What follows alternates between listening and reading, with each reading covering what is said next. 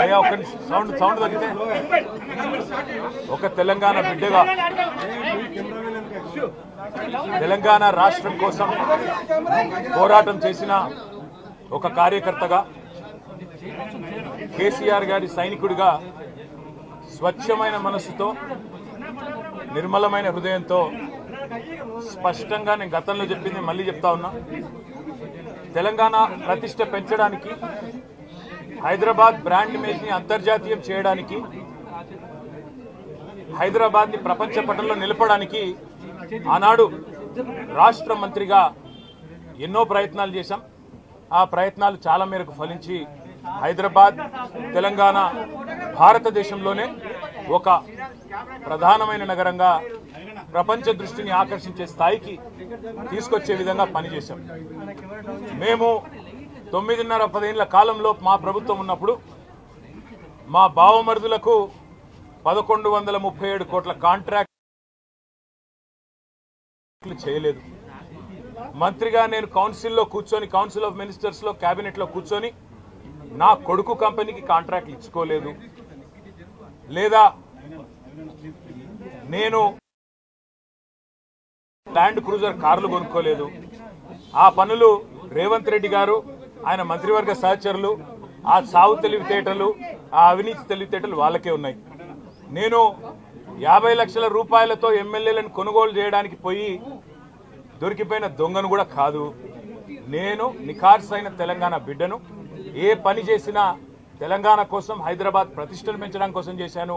అర పైసా అవినీతి కూడా నేను చేయలేదు, చేయబోను. సరే, ఇవాళ ఈ కొంచెం ఉర్రకుండా ఆగలుగుతారా? ఇవాళ కొంతమంది అర్థమయ్యి కాని వాళ్ళు, తెలిసి తెలియని వాళ్ళు ఏదో కొంత బురద జల్లి తాత్కాలికంగా మీడియా మేనేజ్మెంట్ ద్వారా రాజకీయ పబ్బం గడుపుకోవాలనుకునే కాంగ్రెస్ వాళ్ళకి నేను చెప్పేది ఒకటే, నిజం నిలకడ మీద తెలుస్తుంది. మీరు ఇవాళ చల్లే బురద ఎట్టి పరిస్థితుల్లో మా దృష్టి ఏదైతే కేంద్రీకరించబడిందో దాని నుంచి తప్పించలేదు. మేము మాట్లాడుతూనే ఉంటాం, కొట్లాడుతూనే ఉంటాం. గత సంవత్సర కాలంగా విద్యుత్ ఛార్జీలు పెంచవద్దని కొట్లాడింది టీఆర్ఎస్. లగచర్లలో నువ్వు రైతులను జైల్లో పెడితే అడ్డుకున్నది టీఆర్ఎస్. నువ్వు హైడ్రా పేరిట ఇండ్లు కూలగొడితే అడ్డుకున్నది టీఆర్ఎస్. 6 గ్యారంటీల అమలు నువ్వు చేయకపోతే నిలదీసింది అడుగడుగున కేసీఆర్ బృందం.